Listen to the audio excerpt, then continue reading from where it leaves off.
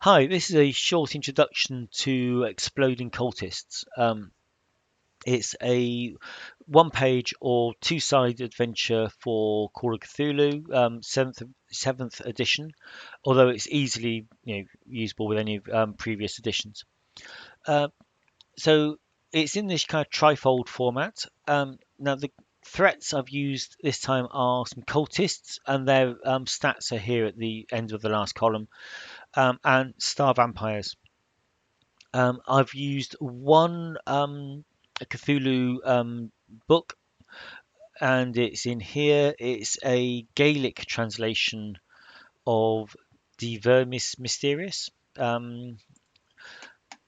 And there's this kind of lab, and it's producing this weird kind of I don't want to say potion, I call it a filter in there. It uses star vampire blood and some elements of magic and some mundane uh, chemicals.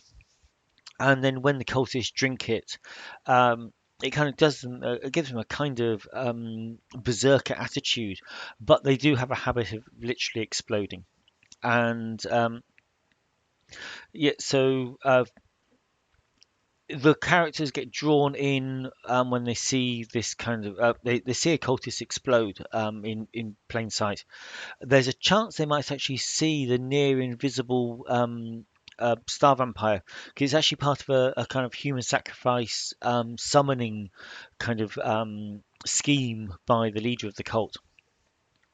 Um, they witness this the exploding cultist, and they get contacted by a professor who wants to speak to people that witnessed it, who's researching spontaneous human combustion, and that's the kind of theme. And once they've been in contact with Professor Swales, as he's called, uh, they will then notice that he's actually being followed because the cult don't want him investigating too or looking too closely into what they're doing. Um, and yeah, so that's kind of the story. Professor Swales is the vehicle. If they don't interact, then they're going to see him being followed, and then he'll be attacked, and then the cult will want to know what the characters know because he was in contact with them, and it's all kind of they'd get drawn into it via the professor. Now, it's a random chance whether a cultist explodes. It increases each round when they're under high stress. So if they get into a kind of fighting type situation, or if the characters are caught in investigating the warehouse where they're based, um, there's a chance that they'll explode. There's also a secondary chance that when a cultist explodes, it might summon a star vampire. It may or may not. Um, but the his character that's called O'Donoghue, he he can actually summon star vampires. He knows magic. He's the head of the cult. Yeah, there's going to be some kind of mystical element in the final confrontation, which happens in the warehouse.